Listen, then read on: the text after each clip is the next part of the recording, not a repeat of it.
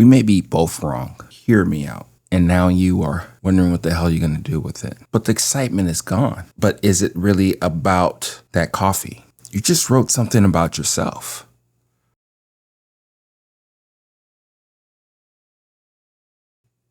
I asked you if you chased coffee or gear.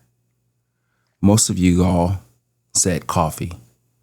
I did too. We may be both wrong. Hear me out. Get a new bag of coffee. You read all the notes. You get excited. It's going to be something new, something that you probably haven't tasted before, or you have. Probably you're coming back to it with a renewed understanding of coffee, brewing, extraction. You know your brewer, all that good stuff. You have the recipe that you're ready to try, and you try it, and you sip your coffee.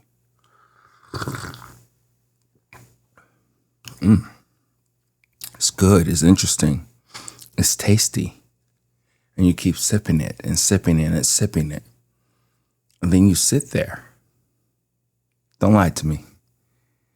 After you finish that first cup of coffee of the new bag, or in this case, halfway through your coffee, you're like, oh, okay. I got it. I got the excitement from it. You brew it a couple more times. And you try to do it different ways to see if you can bring out different things. And it gets to the point to where you know this coffee. You know its personality. You know its quirks. You can explain why you like it or why you don't. Things that you will like to improve on in the coffee. Things you'll like to talk to the roaster about if they can change this profile or that. And then you have this mostly full bag of coffee. And now you are wondering what the hell you're going to do with it. You're going to drink it, right? You're going to still finish it. You may freeze it after a couple more brews.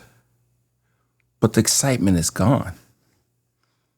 The rush, the drive to get that coffee, to read those notes, to explore that coffee, to conquer it, so to speak, quickly, because you're a master brewer now. You're bored of that coffee. What do you do now? Buy another bag of coffee? Yeah, you're going to do that too. I'm going to do that too. Or in my case, just roast another bag of coffee or batch. Okay. And then you keep going down the cycle and cycle and cycle of just buying this bag of coffee and trying to see if it's interesting and whatever. So yeah, it's about the coffee. But is it really about that coffee? What is it about? Because it's kind of similar to gear. You buy a piece of gear. You use it. You see what it's all about. You figure out some of the quirks. And then you realize it just makes another good cup of coffee. Just like the other brewers that you've been using, that you've probably more so mastered. And now you're adding this new thing in the mix. So what do we do here? What do we really care about?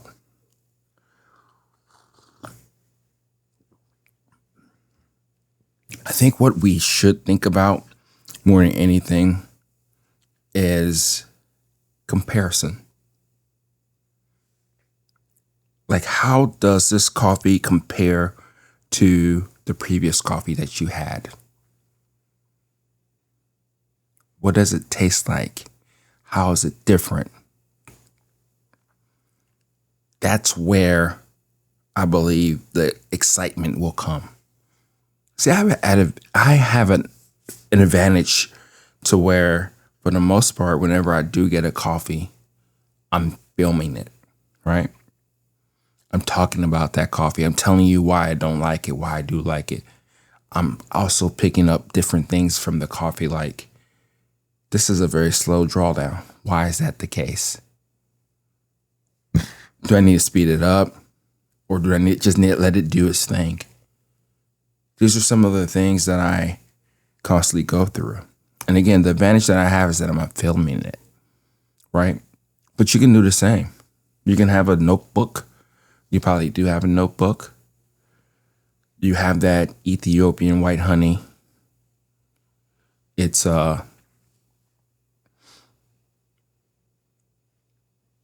actually processed and harvested and grown at this elevation. You write those notes down, right? And then as you do that, you start to pick up little patterns. You start to see things for what they are, right?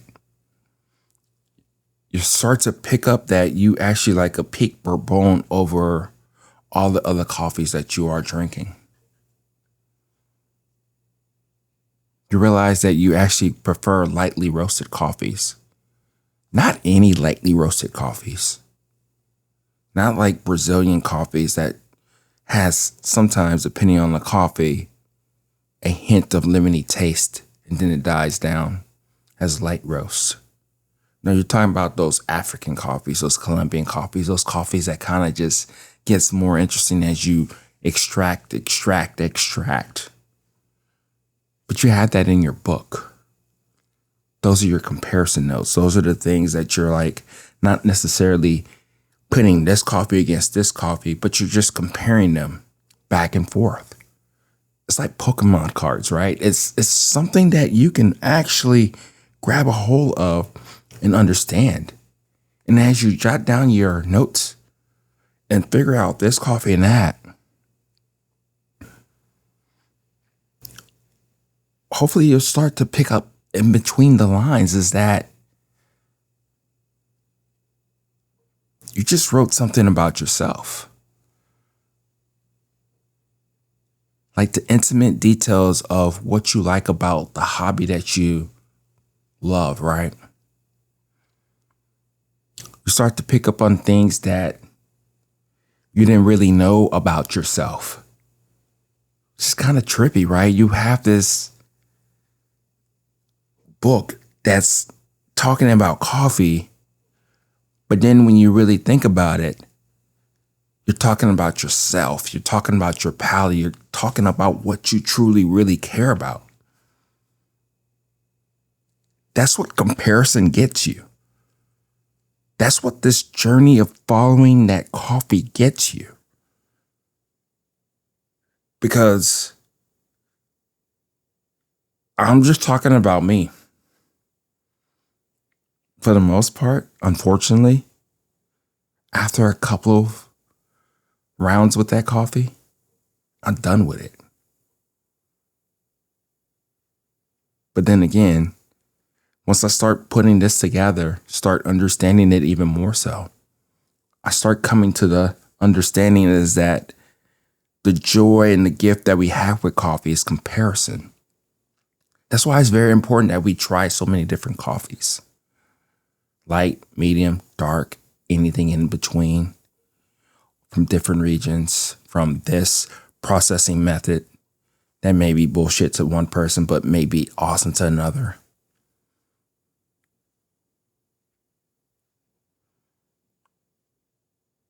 We have to keep trying and understanding what all of this is.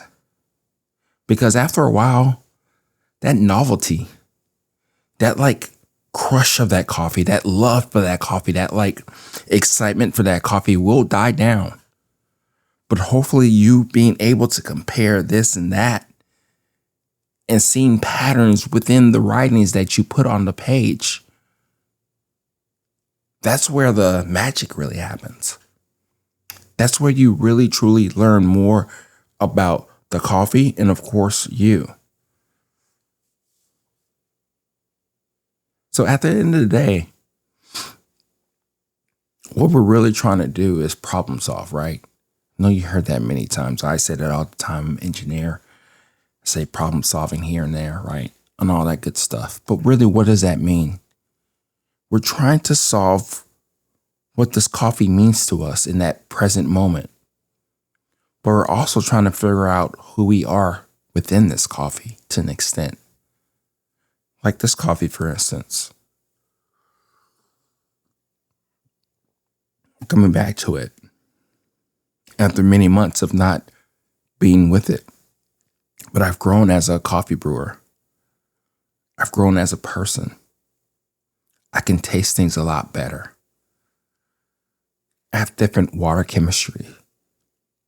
So I'm coming to it from a different perspective now. But as I drink it and try to understand it even more so, it's a very familiar cup. It could be that the coffee's a little bit older in green form, and then when I roasted it, I can only get the best out of it so much. Probably have to use like a 1-10, 1-12 ratio in order to bring out the richness that I remember of the coffee. Did I like it before? Sure. But I knew that orangey, one-notey type of taste with a little bit of chocolate aftertone was it in that coffee. And if you keep pushing it, the orangey taste turns into like a grapefruity type of taste. I still don't like that. That's still not my thing. I don't know if it's me hating on grapefruit or me realizing is that that's just something I don't like. And then as I sit here and as it cools, it's not getting interesting. It tasted the same way as it was probably about 10 to 15 degrees higher. I prefer coffees that change, that talk to me as it keeps cooling down. I like an interesting coffee from the start to the finish. Those are some of the things that I think about or write down about. That may not be as unique as I think it is to me, but it is because it's my palate. It's what I think about this coffee. And then I start to compare it with other coffees, like what I like about them. What if I just mix them here and there? Why not? Why can't I do that? I can. But I guess really what I'm saying here is that these coffees speak and talk to us. They let us know, I guess, more so who they are, but they also let us know who we are within those coffees. So explore, figure out that coffee, because you know, after a couple of brews, you may just get bored of that coffee instantly, or not. Probably you're just going to be enjoying that coffee for however long you need to, which is perfectly fine, which I wish I was there more than anything. But use that comparison side of all of this. See what it's really all about. Because if you can compare this and that, you start to pick up on patterns and all that stuff, and you realize that you're just talking about yourself and how have you grown in this whole thing and the person you are and all that stuff. Is trippy. It really is trippy to me as I think about this. It's like coffee can do that. Hobbies can do that. Yeah, they can. If you pay attention, I think. So this is Okie at Everyday Beans. Let me know what you think. What's your high with coffee? What is it? Is it a comparison game? Is it actually just the chase of figuring out that coffee, conquering that coffee, seeing what it's all about, seeing if you can get sweetness out of that coffee? What is it? Talk to you later. Bye.